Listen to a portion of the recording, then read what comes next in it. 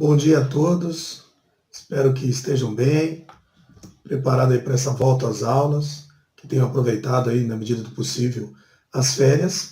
E hoje nós vamos falar aí sobre um período, né, em que o mundo estava em crise, e em que até os Estados Unidos estavam em crise. Então, passando para vocês as orientações de estudo, estamos no capítulo 5, e esse período na história vai ser conhecido como o período entre guerras. Tá? Então, o que acontece? Entre a Primeira Guerra, que até o momento era tratada como a Grande Guerra, e todo mundo entendia ali naquele final de Primeira Guerra, 1914, 1918, ali, início da década de 20, todo mundo entendia que não haveria uma Segunda Guerra, ou tinha esperança que não houvesse mais guerra no mundo. E principalmente os Estados Unidos passaram por um momento de grande euforia, né, os anos dourados, ou a década de 20, ou os loucos anos 20, os Estados Unidos atravessavam um período de muita euforia e otimismo, né, na sua economia, principalmente. E isso vai fazer com que essa situação ela não vai durar mais do que uma década, e os Estados Unidos da América eles estarão em crise. Então, repetindo, né, os Estados Unidos vão entrar em crise. Então o mundo inteiro também estará em crise. Esse período, né, esse tema aqui que a gente vai estudar, ele é conhecido na historiografia como crise de 29. Então vamos tentar entender, né, o que estava acontecendo na crise de 29. Então, como eu disse, né, eram os anos 20, né, a euforia, né, e a agricultura era tida como a mais mecanizada do mundo e inundava de alimentos os mercados interno e externo. As indústrias funcionavam a todo vapor, transformando as pessoas comuns, principalmente a de classe média, em consumidores compulsivos. Então, o que vai acontecer? A Europa ela foi destruída pela guerra, e a Europa está passando por um período de reconstrução. Essa reconstrução, no pós-Primeira Guerra, ela vai ser patrocinada pelos Estados Unidos através de empréstimos. Então, no primeiro momento, os Estados Unidos não têm um grande concorrente. Por quê? As potências europeias estão se recuperando da guerra. Elas estão se reconstruindo, literalmente, né? Reconstruindo, construindo as suas paredes de escolas, igrejas, hospitais e o seu patrimônio físico. Então, o que acontece com os Estados Unidos? Estão ali, né? Se tornam, a partir desse momento, né, a grande potência mundial. Ou vão se consolidar como uma grande potência mundial. E nos Estados Unidos há um clima de grande euforia. E vai acontecer a crise de 29, que a gente vai conhecer ela por uma crise especulativa ou uma crise de superprodução. Então o que acontece? Você, né, não todo mundo, mas você, que é um cidadão comum, você tem a possibilidade de investir numa bolsa de valores. Né? Então, vocês sabem como funciona uma bolsa de valores? Vou tentar explicar rapidamente aqui. Então, o que vai acontecer? Você tem uma empresa. Essa empresa, você vai dividir ela em 100 partes. Hoje, não é mais assim. Naquela época era exatamente assim. Então, você tem 100 papéis. Tá? 100 folhas aí, A4. Vou dar esse exemplo. Cada folha, cada documento desse, representa 1% da sua empresa. Então, quem tiver 51% das ações, que eram assim que eram chamados esses papéis, né? Hoje a ação é digital, né? E quem tiver 51% das ações manda na empresa, né? Pode ser o presidente ou escolher quem é o presidente da empresa, porque tem a maioria absoluta em qualquer decisão que venha a ser tomada nessa empresa. E então você pode colocar 49% das ações da Bolsa de Valores. E como ia funcionar? Se a sua empresa estivesse indo bem, hoje você comprava uma ação por R$5. Se essa empresa fosse bem, tivesse lucro, tivesse bem no mercado, amanhã essa ação poderia estar valendo 10, 20 reais. Então os investidores, o que eles faziam? Compravam ações do quanto seu dinheiro desse para comprar, e se essa empresa fosse bem, você, ao se vendesse no momento certo, obteria lucros. Então vai nascer uma crise que vai ser especulativa. Então, o que é a crise especulativa? Você vai vender a sua ação no mercado um pouco a mais do que ela vale. Então, é como se você pegasse um exemplo, talvez que fique claro aí para vocês, pegasse um PS2 e vendesse pelo preço de um PS4.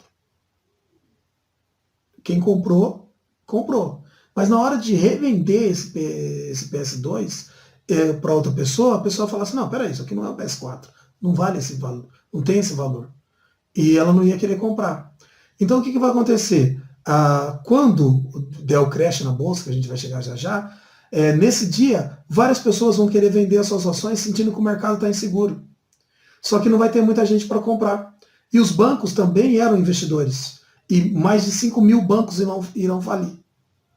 Então vai gerar uma crise econômica e de superprodução que nós vamos tentar entender aqui. Então a crise americana ela vai ser, como eu já disse, de superprodução na agricultura e na indústria. Por quê? Por causa da especulação da bolsa de valores. O valor das ações é superior ao lucro real das empresas. Isso vai fazer com que as empresas, muitas tenham que fechar, outras vão ter que mandar as pessoas embora. Então vai ter uma diminuição do consumo. Por quê? O mercado interno ele vai estar saturado. Vai diminuir as exportações devido à recuperação econômica da Europa. Nesse contexto, né, no início da década de 20, a Europa estava se reconstruindo. Só que depois a Europa se reconstruiu, se recuperou e os países europeus começaram a se apoiar, ou seja, importar e exportar um dos outros para poder se recuperar e pagar a dívida com os Estados Unidos. Né? Então o que vai acontecer nesse momento nos Estados Unidos? A oferta vai ser maior do que a procura.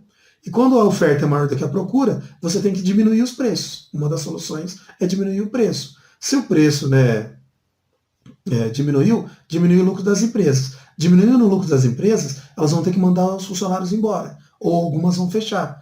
Você, desempregado, vai consumir menos. Então, aquele consumismo compulsivo, ele já está ficando defasado. Então, eu vou ter uma crise de superprodução. Por quê? Se eu não vendo, vai ficar tudo no meu estoque. Se o meu produto é perecível, a situação é pior. Então, o que acontece? A crise da Bolsa, queda de preço das ações e o crash da Bolsa. Falência de vários bancos que eram investidores da Bolsa. Você que tinha feito empréstimo no banco para investir na Bolsa, não tem nem a empresa nem o seu dinheiro. Então, a crise bancária tem restrição ao crédito, porque quando eu estou em crise, eu vou recorrer para quem? Para o banco. Só que os bancos estão fechando. A crise está tão ruim que os bancos estão fechando. Então vai ocorrer o quê? Uma deflação e uma depressão econômica. Diminuindo o lucro das empresas, aumento dos estoques, falência de empresas, diminui o consumo e aumenta o desemprego. E o poder de compra, ele diminui como consequência. E aí vai gerar uma crise social. Tá? Por quê? Os acionistas vão perder o seu dinheiro. 5 mil bancos faliram entre 1929 e 1932. A falência das pequenas e médias empresas, a ruína dos agricultores, pois perderam as poupanças que tinham nos bancos. Tá? E os trabalhadores vão ser demitidos. Principais problemas sociais, o aumento do desemprego, fome, sopa para os pobres e miséria. Então o que vai acontecer? Muitas pessoas vão passar fome nos Estados Unidos e vai ter fila de sopa solidária para poder ajudar essas pessoas.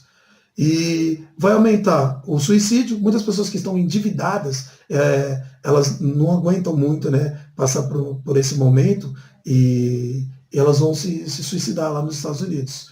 Vai aumentar a criminalidade. Outras pessoas reagem à crise promovendo, né, a criminalidade. E então vai ser um período de muita agitação social. E quando tem a agitação social, ressurgem as práticas racistas.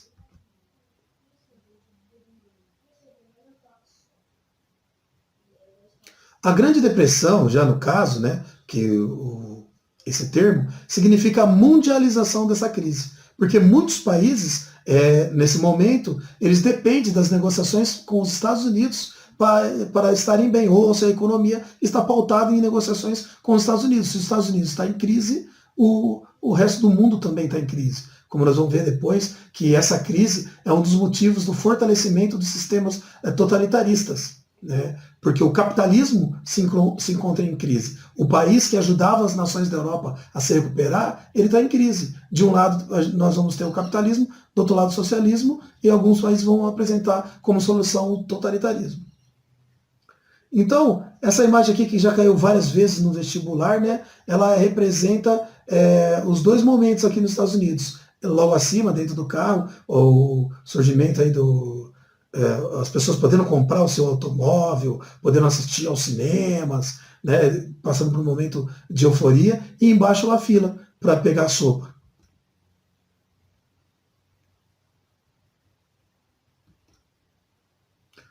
Então, as consequências da crise de 29 no contexto europeu, né? O protecionismo, intervencionismo, desemprego, tensão social, crescimento dos partidos de esquerda, inflação alta, principalmente na Alemanha e na Itália, surgimento dos regimes totalitários. Como eu disse para vocês, por um lado, o capitalismo, que tinha se apresentado no início da década de 20 como solução para os problemas do mundo, ele está em crise, inclusive nos Estados Unidos. E do outro lado, a União Soviética, socialista, comunista, ela está no seu apogeu. Então, nos países da Europa, nasce uma preocupação. Vamos ficar com o capitalismo em crise ou com o socialismo? Então, o totalitarismo, que é o nosso próximo tema, vai surgir como opção, né, uma terceira opção para esse problema.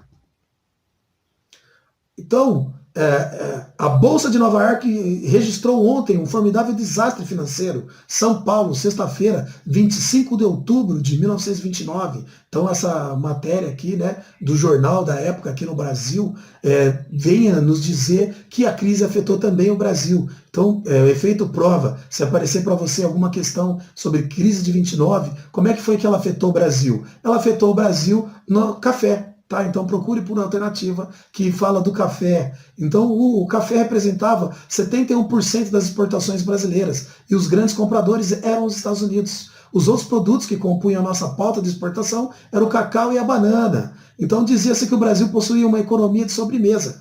E em épocas de dificuldades, a primeira coisa a se cortar era o supérfluo. Infelizmente, a sobremesa é um supérfluo. Então o Brasil ele vai ser afetado pelo café. É por isso que na aula do Vargas eu deixei para falar da questão do café, né? Então tinha o convênio de Taubaté, onde decidiram que o governo compraria toda a produção de café dos grandes cafeicultores, assim poderia controlar o preço do café. E agora o que está acontecendo? Tem também uma superprodução de café aqui no Brasil. Então a solução no Brasil não é abaixar o preço, é queimar o café. Queima o excedente para manter o preço em alta. Por isso que na aula do Vargas eu coloquei lá, o Vargas vai avisar os cafeicultores. Vou queimar o café pela última vez. Vocês agora, a partir de agora, que produzam aquilo que vocês acham que vão vender.